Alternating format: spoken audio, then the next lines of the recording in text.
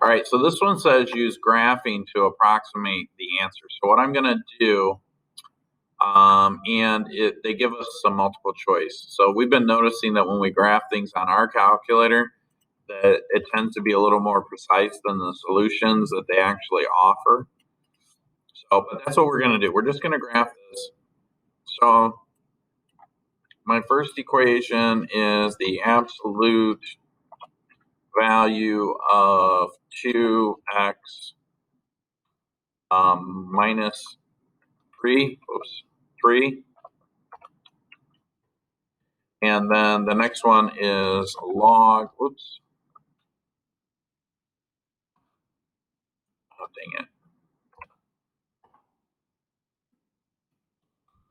Log of 2x minus 3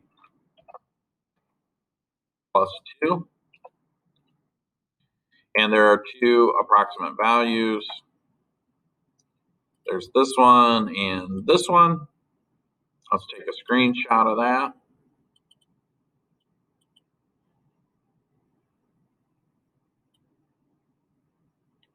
Oops, that's not a big enough screenshot. I gotta get the numbers in there.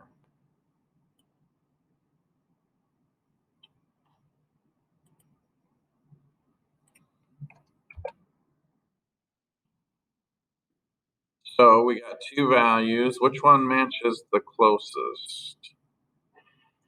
Oh, that's a tricky thing. See what they did here? They put the y value instead of the x value.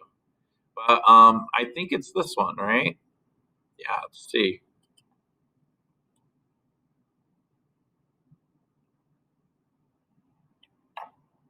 That's it. So all you got to do on that one.